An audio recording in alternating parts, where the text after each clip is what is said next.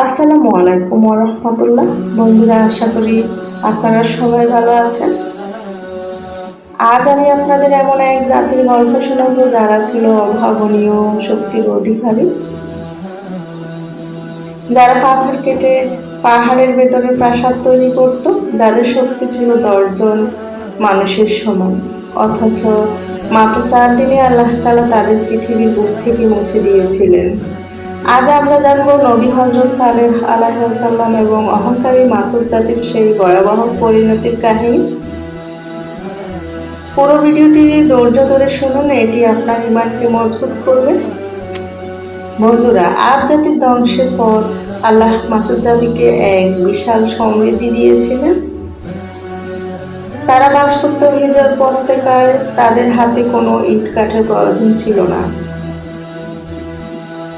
পাহাড়ের বিশাল গ্রানাইট পাথর তারা মাখনের মতো কেটে প্রাসাদ তৈরি করত।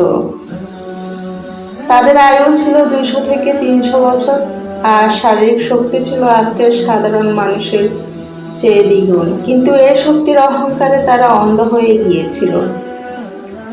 এই জাতির শাসক ছিল কানান বা জোন্দা। সেই ছিল অত্যন্ত নিষ্ঠুর ও অহংকারী। সে ঘোষণা দিয়েছিল,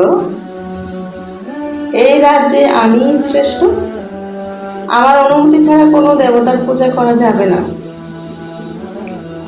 সে নিজের উপাসনার জন্য 200 হাত উঁচু সোনার মূর্তি তৈরি করিয়েছিলেন। যারা তার কথা মানত না তাদের সে পাহাড়ের চূড়া থেকে ফেলে দিত। মাসুদ জাতি 2 ভাগে বিভক্ত হয়ে পড়েছিল। একদল ধনী শোষক আর অন্য দল ছিল অবহেলিত গরিব মানুষ। আল্লাহ তাআলা এই জাতির হেদায়েতের জন্য হযরত সালেহ আলাইহিস সালামকে নবী হিসেবে পাঠালেন। তিনি ছিলেন সেই জাতির একজন সম্মানিত ব্যক্তি। সালেহ আলাইহিস সালাম দিনের পর দিন তাদের এক আল্লাহর পথে ডাকলেন, কিন্তু কুরাইশ শাসকরা ও তার সদররা তাকে পাগল ও জাদুকর বলে উপহাস করল। সালেহ আলাইহিস সালাম শত কষ্ট সহ্য করেও তার দাওয়াতের কাজ চালিয়ে গেল। অহংকারী কানান এক অসম্ভব চ্যালেঞ্জ ছুড়ে দিল, যদি সালেহ নবী হন তবে পাহাড় থেকে একটি জীবন্ত উটনি বের করে দেখান। সালেহ আলাইহিস সালাম আল্লাহর কাছে দোয়া করলেন, আর সাথে সাথে পাহাড় দ্বিধা বিভক্ত হয়ে একটি জীবন্ত উটনি বের হয়ে আসলো। এরপর সালেহ আলাইহিস সালাম শর্ত দিলেন, উটনিটি একদিন পানি পান করবে, সেদিন মানুষ পানি পান করবে না।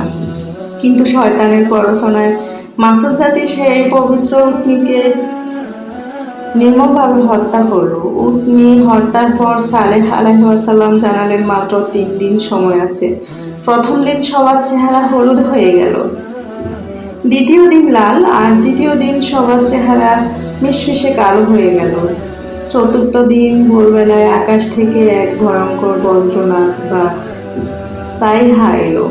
সে আর্তনাদেই গোটা মাসুদ জাতির হৃৎপিণ্ড থমকে গেল। প্রাসাদ সহ পুরো উপত্যকা ভূমিকম্পে ধ্বংস হয়ে গেল।